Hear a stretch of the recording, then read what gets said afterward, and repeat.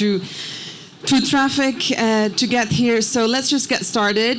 We are going to talk about unified vision and how real that actually gets. Strengthening developer, designer, and contractor collaboration.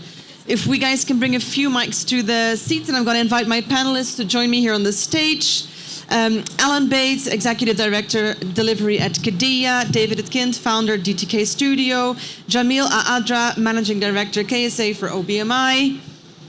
Kerem Cengiz, Managing Director, MENA, LWK and Partners. And Yehya Al-Hamadi, Manager, Design and Engineering Projects Delivery, a whole lot, but at Red Sea Global. So yeah, please grab a seat wherever you're comfortable.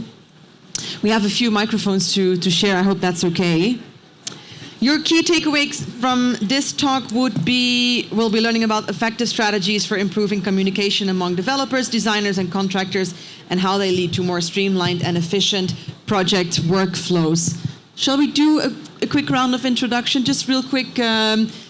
I've already introduced you actually, but maybe share something that you're working on, something exciting that you have coming up. I'll start with you on my left, please. Thank you. I'm Alan. Hopefully, can you hear me? Yeah. I'm Alan. I'm 8 months in the kingdom here and loving my role working on the Qiddiya project with the responsibility for bringing forward through design, procurement and construction a pretty unique asset, which is called the Performing Arts Centre there. Thank you, Kerem. Hi, I'm Kerem Cengiz. I'm the Managing Director of LWK and Partners, looking after the Middle East region. We have a studio here in Riyadh. I'd say around 60% of our projects are now in Saudi Arabia. Unfortunately, I can't talk about too many of them because gentlemen like this make me sign NDAs. But it's very exciting and extremely challenging, but very, very rewarding. Thank you. Okay, Yahya Al-Ghamdi from Red Sea Global, a luxury hospitality developer on the Red Sea coast with 2 destinations, Amala and Red Sea. I work within the design and engineering departments that takes out the works for the design until the construction and execution. And I work specifically in the design and engineering process management and delivery. Thank you. Thank you. Hello, good evening. I'm Jamil Adra, Managing Director for OBMI in Saudi Arabia. I'm in Saudi Arabia since 26 years only. And we started OBMI in 2018 in Saudi Arabia, trying to be on board. We are specialized in hospitality projects and high-end residential. Thank you, David. Thank you. So my name is David, founder of DTK Studio based in Dubai. We're a hospitality interior design firm. We work exclusively on lifestyle and luxury projects throughout the region. So based in Dubai, but we do the entire Middle East. Thank you. So many different expertises on stage. So I've prepared a set of questions that we'll share with you in advance, but let's just see where we go from here. Feel free to jump on them if you feel like it's yours. Let's start with this one. Do the interests of developers, designers, and contractors ever truly align, or is collaboration merely a compromise between conflicting goals? Who wants to go first, Kerem? Yes. Let's go with the challenging one. I think it is always got to be a compromise. I think when you're delivering a project for a stakeholder who's investing a great deal of money, and they are trusting you with that vision and that budget, you do have to be obviously creative and use your skills, which is why they brought you there. But you have to be prepared to compromise. I think it's impossible unless it's stated very clearly that you have an open hand. I don't think I've worked on one project where I've ever been given that privilege. And I would be rather afraid. I think if I was, I suspect I'd blow the budget quite considerably. But really, yes, I think it is about compromise, and it is possible. But you all have to be aligned very closely from the beginning. If you're not aligned from the beginning, you are going to face severe challenges throughout the lifetime of the project. And unfortunately, we are facing some of those challenges here. And that's not because any of the parties involved want there to be conflict. It's because there is such a rush to get things done. There's such an imperative to deliver that projects aren't necessarily cooked right before they start, or there is a series of gateways that then change the boundaries of the project. So effectively, a lot of the time you're managing potential conflict so it doesn't become conflict. And that's where the collaborative process becomes so important. I'll just add, should I add to that? Oh, sorry.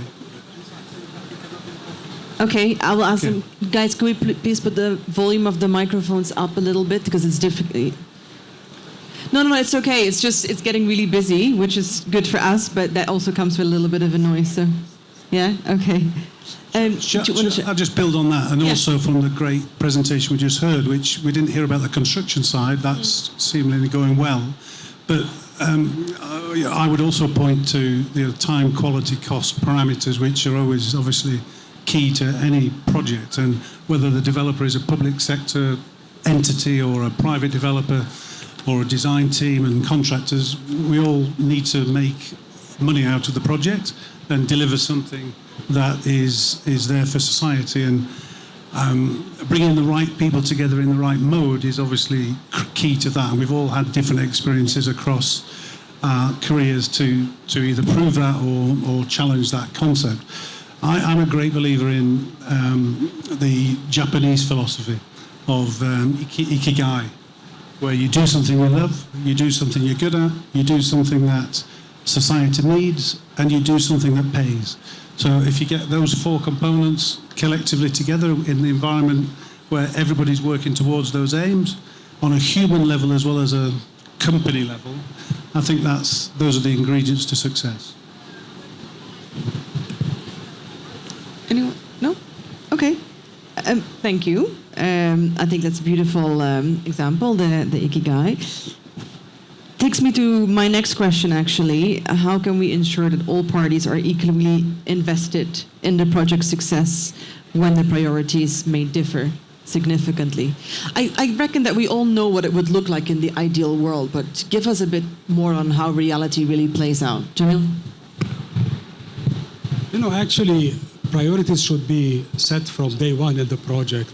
This is the most important key for the success of the project, because if from day one each party is targeting only their own profit, not putting the project as the target, this is going to make a big deviation ongoing during the design stage or even during the construction stage as well. So setting priorities from day one, from the kickoff meeting of the project, everybody agreed on one goals, the success of the project, put their priorities. Of course, everybody would like to have profitable project, good quality, on time. These are the keys for any project success. So everybody should agree. Each party has its own perspective about how moving this project to be successful. The designer would like to have an amazing design out of the box that's going to be the landmark, but at the same time, the developer is going to review the cost, how much it's going to cost him, and is it going to be beneficial for him within the budget that he has already. The contractor from the other side, he will be always happy to propose alternatives that might affect the design actually, and then go for another category from the project. So to be all aligned, there should be some guidelines, some keys to be agreed on from day one, from the kickoff meeting of the project. Yeah, just to add to that, we usually use the contract and contracts annexures, because usually how we do it in Red Sea is not everybody know that we don't have some PMC or a PMO to manage the design or the construction. We do that directly, and we interface with 7 consultants, 8 consultants, each in the relevant respective expertise. And to add to this, there is when you use the scope delineation, and then you use the interfaces management, and you make sure that each has, let's say, a clarity about their scope and then how it's going to be affecting the whole process. And the way we do it, that usually you need to consider each party's resources before they even consider, right? Because this consultant or this contract have signed up into a benefit as well. They came to this project, they signed up to get profit from. The moment that they feel lost, then they will start to pull out, and they will reshuffle the resources, and then we were gonna compromise the projects. Us clients, sometimes we get very demanding with the timelines or with the requirements. But as you said, there's the basic triangles: is the cost, time, and quality, and finding this right of balance is the critical challenge in here. How do you then keep everybody equally invested, like motivated to achieve the benchmarks that you've set from the start, let's say?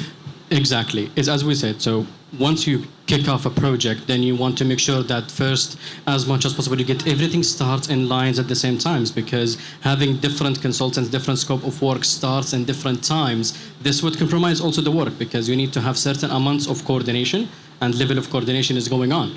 If you engaged consultants in a late stage, then some other consultants would need to rework again, especially when you talk about certain specialties like a spa consultant, a kitchen and laundry specialists, and structures, multiple disciplinary engineers, operators. Thank you. That's a key. So the operator or someone would come in a late stage of a project and would compromise the whole thing, puts into grounds.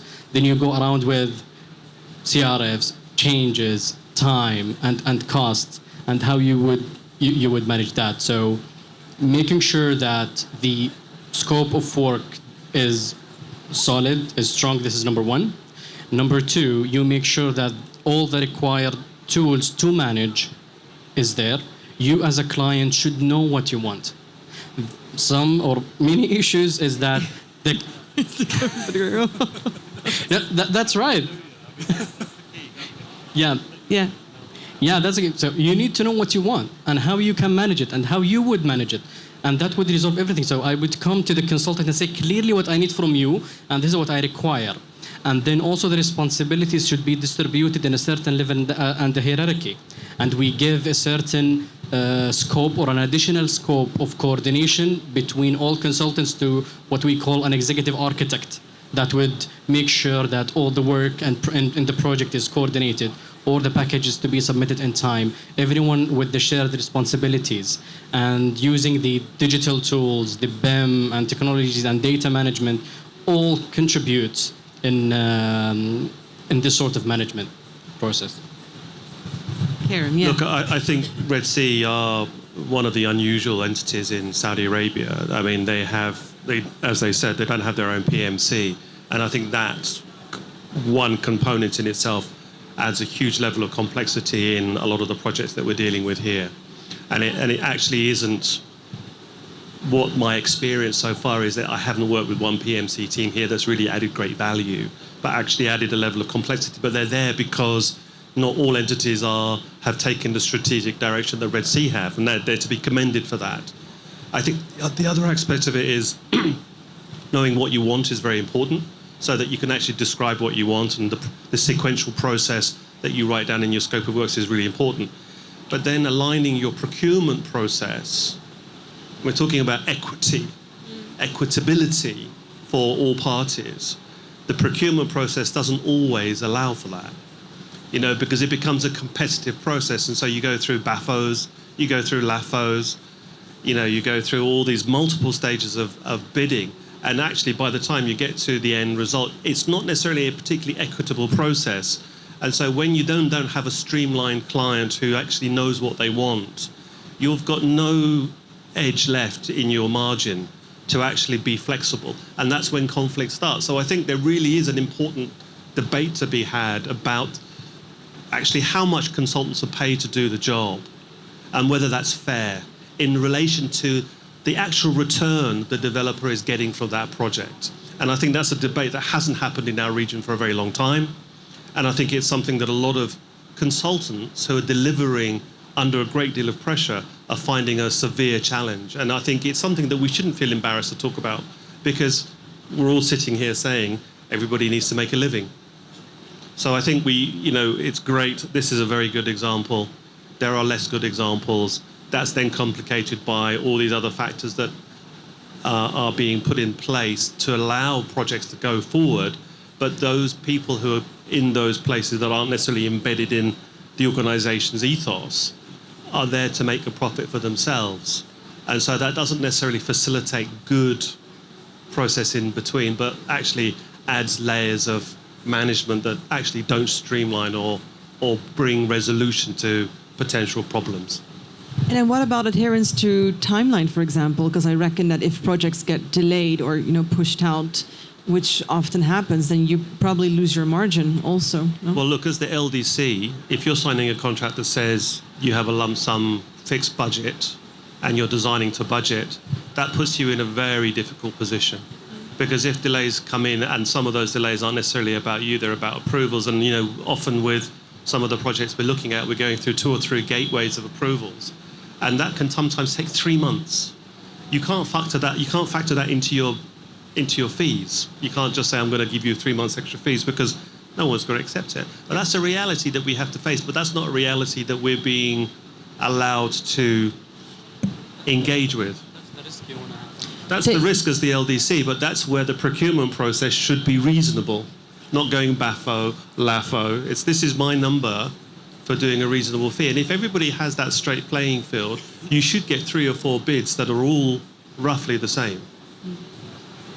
David, I wanted to ask. I just wanted to add on to what you were saying about the vision of the client, the vision of the developer.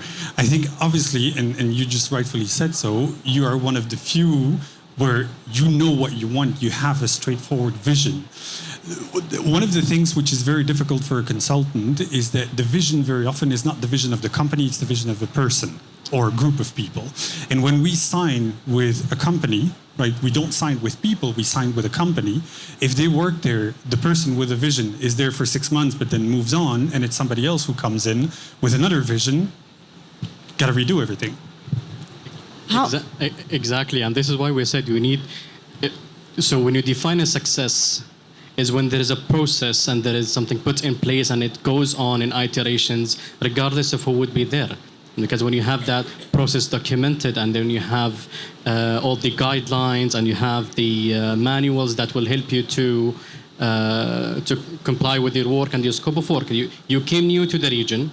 You came to the country also is evolving and having many giga projects, is exploring projects with many lesson learns as well, and things to add as they move forward. And this is the beauty of it, I would call it. Totally agree, but unfortunately the reality is not like that. Unfortunately, the reality is that the system is really connected to the person who's implementing it. Whenever the person is gone, there is another one who's going to create another system for him. With all respect to all the PMC in the country, most of them are working as document controllers and timekeepers. That's it. This is what they do. True. Unfortunately. Yeah, and this is when we said before, in Red Sea, we don't use the module of a PMC or a PMO, so it gives us the control of having the decision-making, invest in time, acknowledge the risk, take a decision, move forward, regardless, just to reach our goals. And I mentioned at the beginning, I'm quite new to region, and I do work for one of the clients, and I guess it's a maturing environment for what I do see as very robust processes to check in, not just with individuals, but with a group, a strategy group or a design team or a hospitality leader. And therefore it needs to move from beyond individual direction to adhering to those group decisions and moving to the next stage.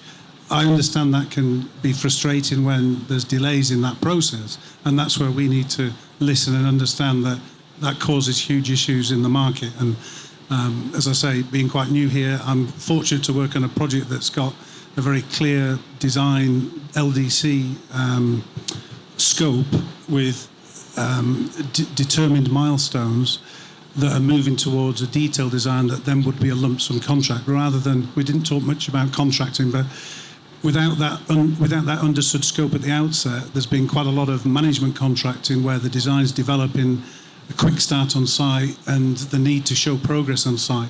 So I think there's something there around the procurement of the works themselves and how they can be best placed for each project. The other challenge we face is that, you know, the tendering process takes time. So you get an RFP, you do your NDA, you do your pre-qual, you get your RFP, you go through the PTC process. The project feasibility was done maybe 6-12 months earlier. The budgets were set then. By the time you start the project, you're minimum 18 months into the life cycle of the project. And the lump sum number that you're signing up to in this market is history. So you're as an LDC, you're taking a massive risk because they're saying you're designing to a budget that's 18 months old in a market that's changing 3 months by 3 months. The supply chain is massively undersupplied in terms of materials, but also in terms of contracting.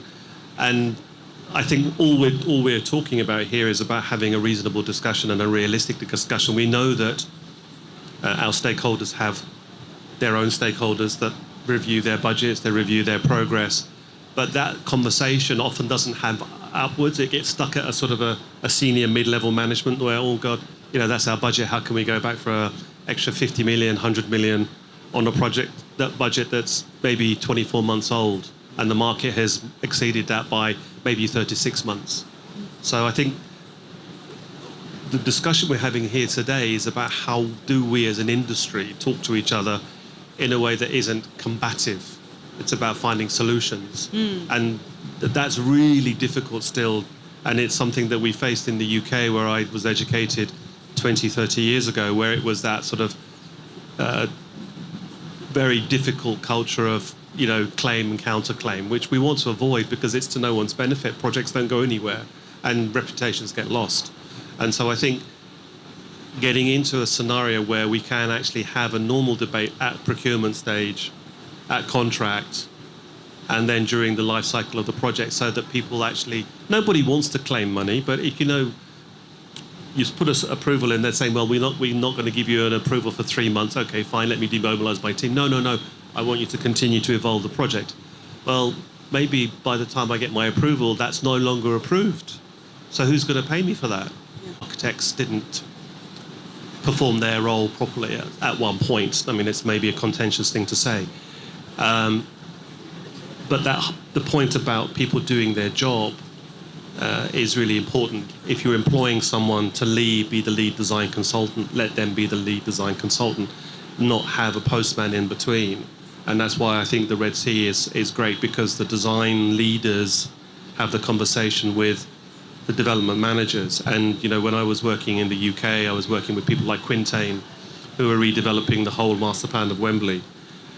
When we had a development manager on that project, or a development director on that project, that person knew their project backwards. They knew more about that project than each individual consultant did. They could sit down in a design team meeting on a weekly basis and challenge the MEP engineer, challenge the structural engineer, challenge the cost consultant, because they had full ownership of the product that they wanted to deliver. And I think that's something that I miss as a professional, because working with individuals who know what they want, how to do it, and how to achieve it with you, and actually how to help you guide your own process. Sometimes you see things that you wouldn't necessarily see. That's something that I've missed for a long time. And I think it's something that the industry would really benefit from, working with development managers who have ownership and are embedded within their own organizations. We touched on when there are a lot of people involved, a lot of different opinions, decisions, everything at stake. My next question is, does too much collaboration slow down innovation? If you need to consider so many opinions down the line, does that slow you down? Does that maybe affect your creative process?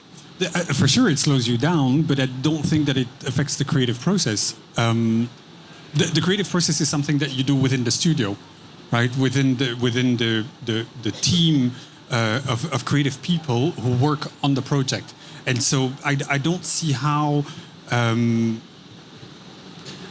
too many opinions would change that, because you know, I might be challenged by 10 people instead of one, but I'm still challenged and I'm still doing my job where I come back and I, create something. And I think that creativity and innovation is enhanced when, for example, when you have to design to a budget, okay? We all have to design to budget, but that's part of the creative process. Knowing that you have this much to spend on this aspect of the project, that's where your innovation and creativity comes. So I don't think that's an issue. Yeah, it's interesting because whenever someone say creative or creativity, the one thing comes to your mind is design and how creative this design would be. But have we ever talked about how creative the solution would be? How can be innovative and creative in using the technology and upcoming the challenges? Because in this environment, this is the key challenge. This is where the consultants and the project team, I would say, needs to be innovative and creative because you want to overcome these challenges and you want to have the solutions, and then this also needs to be lifted up. And whomever was less in also technology and innovation was kind of a step behind. Yeah, it's not related only to architectural and interior design. It's engineering design. Whenever we are talking about sustainability, we know that most of the critical items in the sustainability design is electromechanical. It's not the architectural and the interior. Whenever you are going to have innovative designs in HVAC in this harsh weather, this is the creativity, and this is where the engineers are going to put their proper design of the project. Yes, the architect is going to has actually a good input on the sustainability by selecting the material, orientation of the project, facade treatment. All these are part of the sustainability, but the bulk is in the electromechanical more than the architecture and interior. Yeah, they're either gonna kill the projects or either gonna make it happen. Sorry, unfortunately, we are facing engineers, especially electromechanicals, that they think that the project is part of electromechanical spaces with some rooms surrounding. I think the question brings a few of the points together that we've been discussing. Is too much collaboration stymieing innovation? And it depends on the points that you made about one person making a decision and you've got 10 people collaborating with you. And I think collaborative or creative tension is a good thing. Tension in a balanced way is good because it gets the best out of people. The example here about, so it's not under NDA, the Performing Arts Centre at Qiddiya was on the plateau of the upper plateau. And the collaborators came together with the vision and moved it to hang off the cliff. And is that an engineering challenge? But we got the right people together and solved that challenge. And it is now an incredible structure that's a detailed design and goes to tender tomorrow to build. And that's a great example of bringing those, that tension, that collaboration, those expertise, engineering and architects and LDCs together and creating that vision. Thank you for sharing that example. That's really nice. One question before we're going to open it up to the audience. I can sense that there's probably a lot.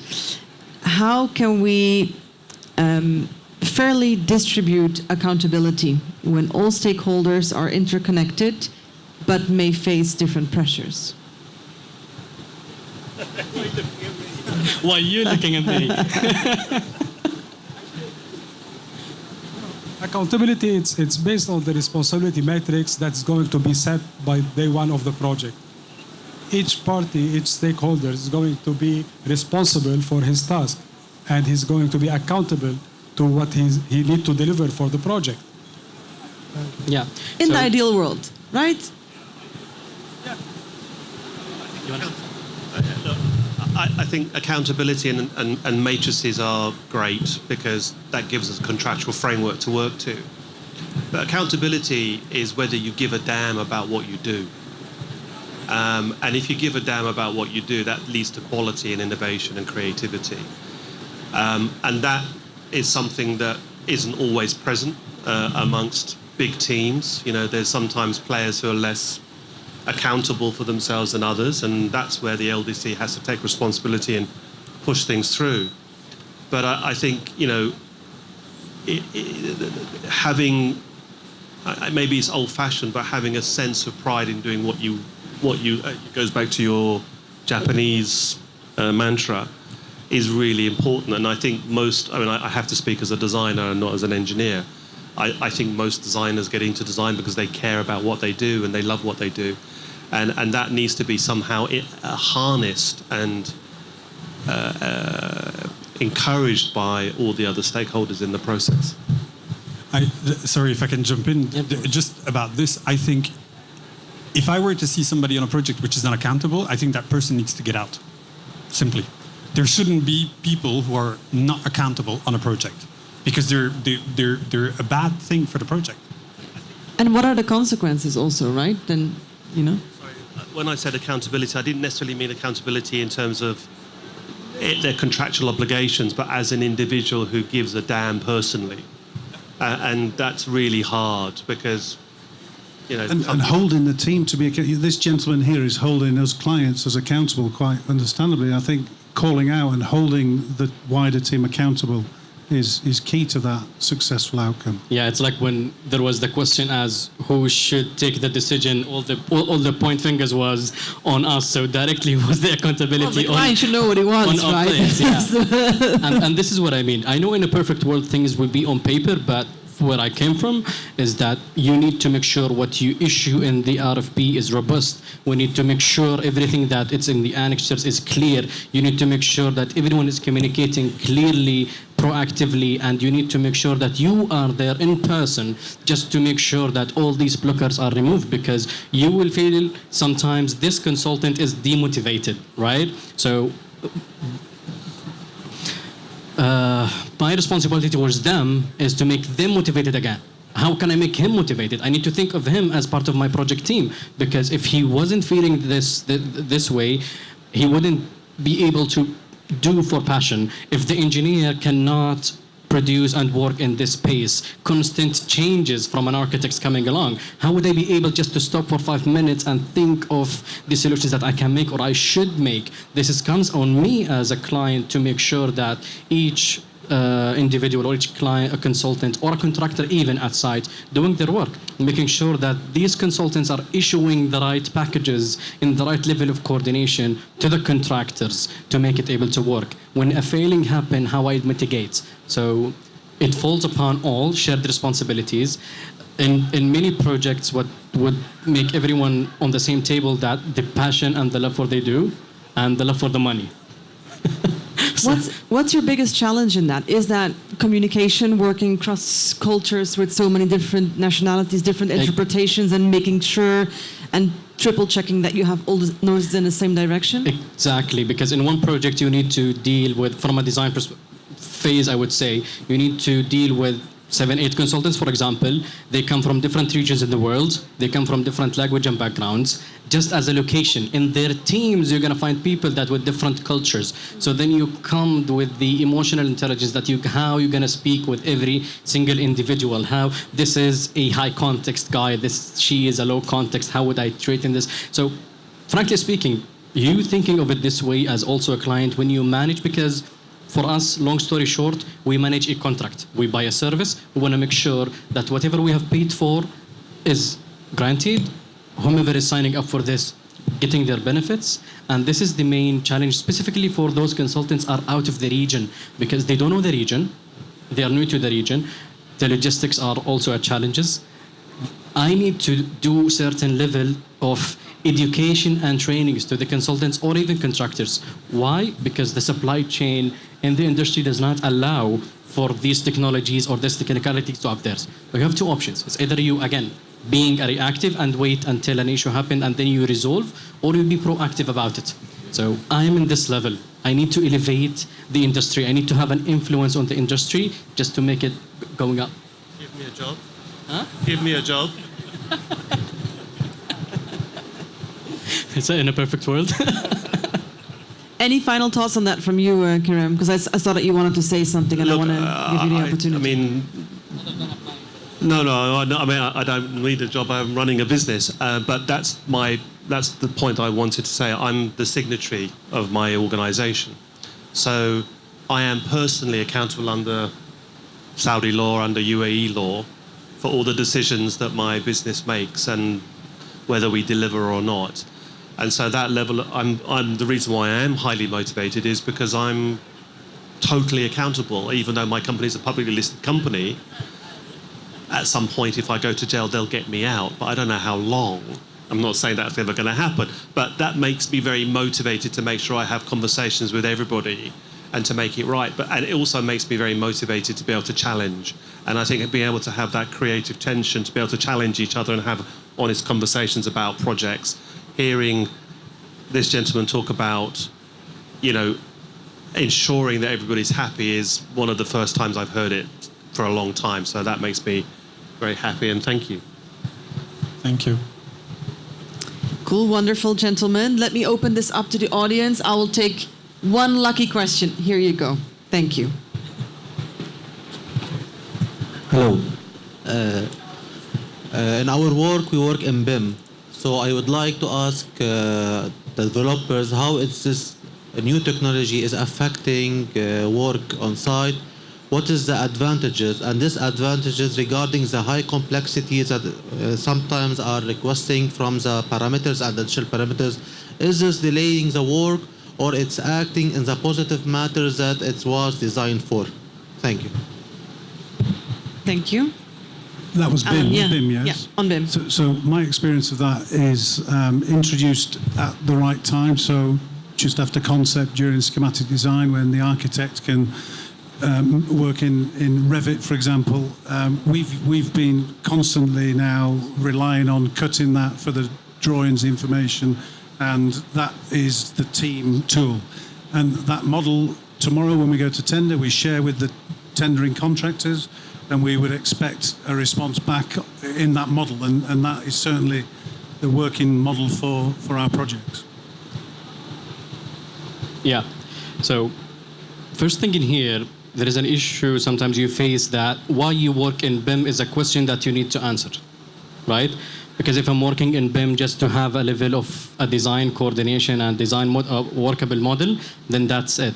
If you want to extend it to the level, if you want to make it into construction, you need to be aware about also supply chain challenge. So if I have the luxury in the design to sign up with the consultants that works globally in different places, and they are well qualified consultants that they have their BIM capabilities, you're going to find the challenge of having the contractors that don't have this luxury of having those consultants, don't have the internal capabilities that works in there. Specifically when you sign up with the SMEs, not with the general contractors, when you work with the specialists, the mid-class contractors that they don't have this luxury. But generally you work that for the driver of mitigating challenges that needs to work out.